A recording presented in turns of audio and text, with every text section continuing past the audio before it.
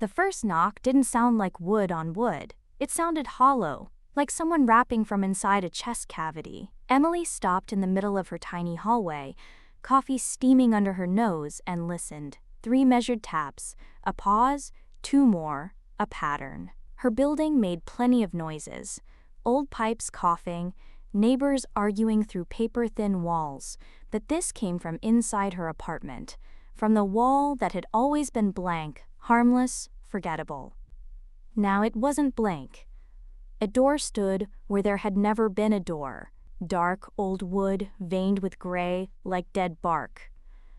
A frame that didn't quite belong to the wall, the paint around it slightly raised, as if the building's plaster had grown over something buried long ago and was cracking open to let it breathe again. Cold air seeped under the seam, pricking her ankles. It smelled faintly of wet stone, iron, and something sweet and wrong, like flowers left too long in stagnant water.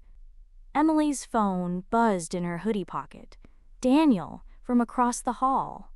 "Do you hear it too?" She looked at the door, then at the mirror on the opposite wall. She always kept it there to widen the narrow corridor, to bounce sunlight from the kitchen window. In the mirror, she could see herself, freckled, messy bun, an old UCLA hoodie, and the new door behind her shoulder. Except the mirror didn't show the same angle. The door's handle pointed the other way, the brass knob slightly higher, as if the reflection belonged to a similar hallway with slightly different measurements. Another knock came, 3 quick, then a single gentle tap, almost polite. She set the mug on the floor and took a breath.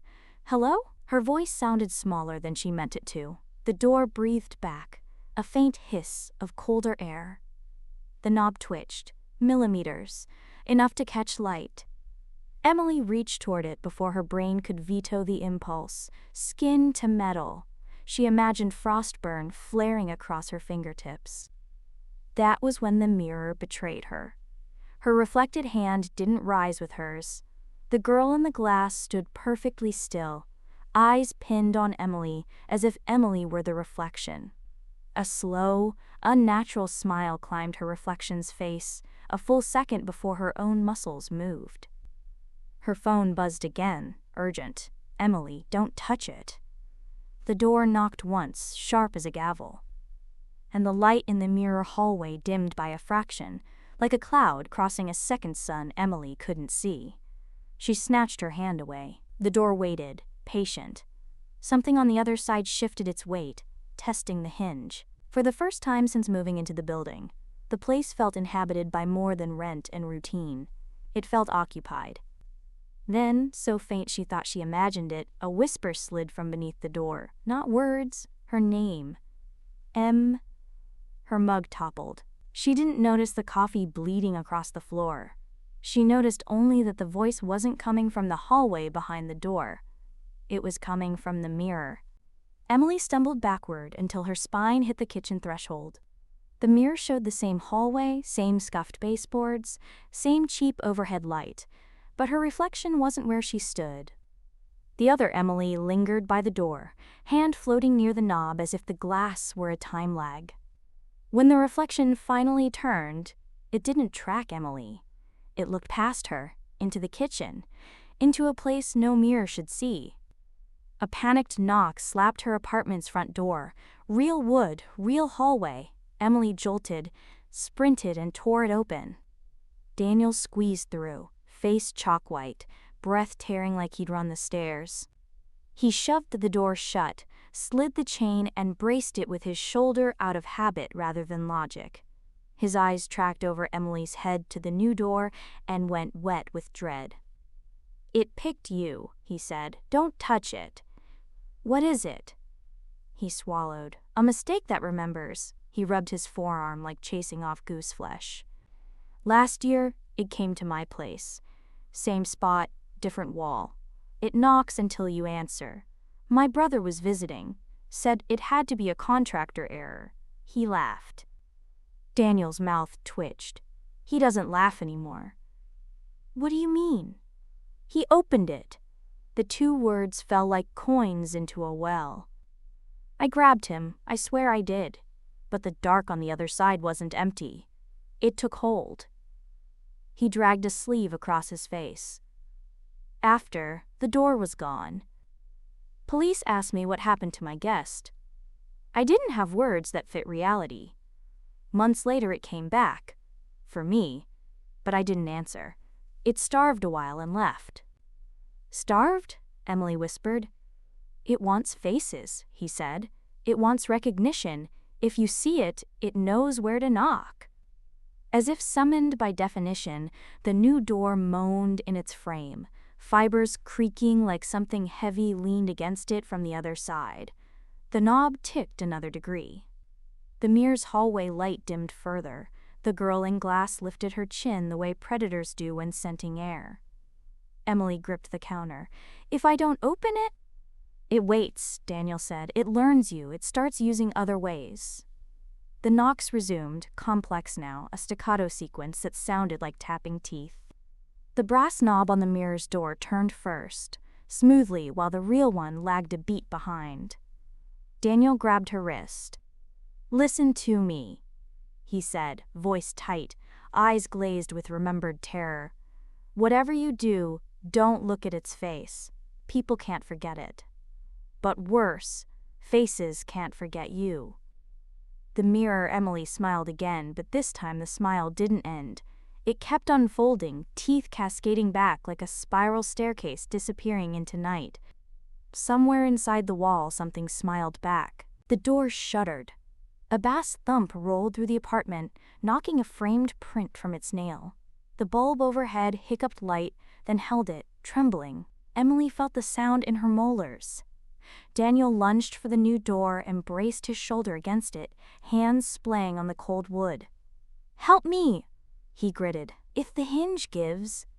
Emily rushed to press alongside him. The wood was colder than the inside of a freezer. Her skin stuck for a heartbeat as though the grain had grown tiny teeth. From the other side came the soft rasp of nails, sampling the seam. Not frantic, almost curious. The knocking stopped. A hush gathered, heavy and expectant, the way theaters hold breath before curtains part. Then the knob turned a full quarter. The latch clicked. "Push!" Daniel hissed. They shoved. The gap yawned a finger width, then two, and the dark beyond rolled into the hallway like fog in reverse, a darkness with texture, as if it were woven from hair and ink and something threaded with whispers. Emily's eyes tried to calibrate. They failed. The dark took their scale and their distance and made a new geometry she couldn't count. A hand slid out. Human. At first glance, only too long in the palm, too many joints in the fingers, the nails a shade too translucent. It didn't grope for them. It patted the jamb twice, like a friend signaling arrival, and paused there, tapping a rhythm that echoed inside Emily's skull with weird familiarity, like the cadence of her own heartbeat when she was a child hiding under blankets, counting footfalls in the hall. "Don't look up," Daniel said. "It leans with its face if you look up." Emily kept her chin down. Her reflection didn't. In the mirror, the other Emily lifted her gaze toward the crack and beamed as a figure leaned into view. Not a head in the human sense, more a convergence of features that had been remembered incorrectly. Eyes nested inside eyes, a grin too large, with teeth that looked like rows of polished door keys. The hand flexed, the air pressure changed, her ears popping. From the kitchen, her phone vibrated. Once, twice, then a continuous buzz as if receiving a call without a caller. On the counter, the screen lit itself, the camera opened. It pointed not at Emily but at the door. "Back away," Daniel said. "We can't hold it long if it decides." "No," Emily said, though she didn't know whether she was refusing him or refusing the door. She imagined her brother's face. No, Daniel's. She'd never had a sibling. Why did a boy's laugh echo in her head like a memory she'd misplaced? The hand tapped again. The sound in her skull resolved into syllables. Ely. Her name, in her own rhythm, borrowed and returned.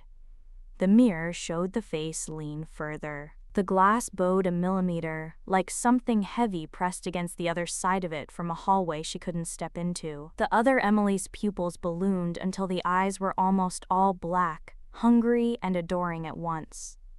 The latch slid. and the door decided to open. The apartment extinguished itself.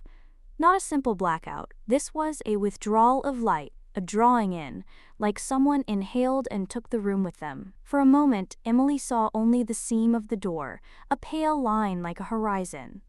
In that razor-thin light, movement multiplied. Hands, too many, arranging themselves around the edge with eerie etiquette, leaving room for a face that had not yet chosen a shape. Daniel shouted, wordless, the sound of a man who had lost before, and recognized the same notes returning. Emily dragged blind for the counter, found her phone by heat more than sight, and thumbed the screen. It woke to a video call already in progress, no caller ID, the preview showing the hallway from within the door, the angle nested behind her mere self-shoulder. On the screen, Emily, in the other hallway, held her phone at the same tilt. The latency was gone now, they moved together. The difference lay in the details. The other apartment's pictures were the wrong pictures, frames empty of anything she remembered. The light above buzzed at a pitch her ears didn't hear on this side. And farther back in that inverted corridor, another figure waited where Daniel should have been, a taller silhouette with a familiarity that made her stomach clench, as if some future version of fear had already worn grooves in her body and had come home to them. A text slid across her display, superimposed over the call. Let me, E.N. The words weren't typed in any font her phone offered. They looked handwritten, ink still wet enough to glisten. Her screen would not accept her swipe to end the call. The accept button inverted its own meaning and became open. Behind her, Daniel's palms squealed against wood. Don't look at it, he said again, but his voice had frayed to pleading. If it reads you, it will knock wherever you are. It will change doors to follow. Emily had already looked. Of course she had. Everybody looks. That's how doors work. They ask. That's how faces work. They answer. The other Emily lifted the phone higher, framing the seam as it widened. A pale landscape breathed beyond. Not space, not room, but the inside of structure.